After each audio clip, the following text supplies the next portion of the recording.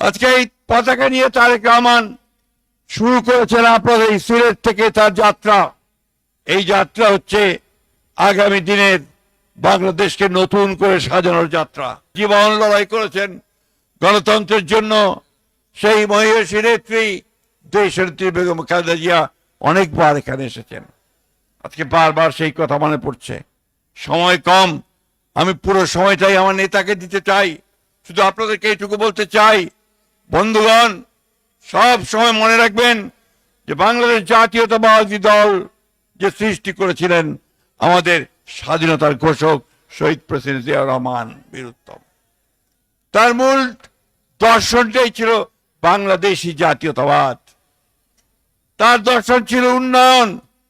ওই পতাকা তিনি তুলে ধরেছিলেন, আর সেই পতাকা পরে দেশনেত্রী বেগম খালেদা জিয়া বহন করে নিয়ে গেছেন। বন্ধুগণ, আজকে সেই পতাকা আমার নেতা তারেক রহমানের হাতে। বন্ধুগণ,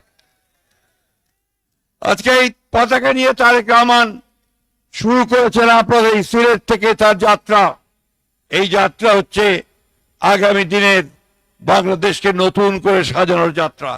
এই যাত্রা হচ্ছে তারেক রহমানের চিন্তার মধ্য দিয়ে, পরিকল্পনার মধ্য দিয়ে সত্যিকার অর্থে একটা গণতান্ত্রিক সমৃদ্ধ বাংলাদেশ গড়ার যাত্রা। বন্ধুগণ, আমরা বিএনপি সবসময় যে কথাটা আমরা বলি যে আমরা কি উদারপন্থী গণতান্ত্রিক দল, আমরা পেছনে ফিরে তাকাই না, আমরা সামনের দিকে যাই।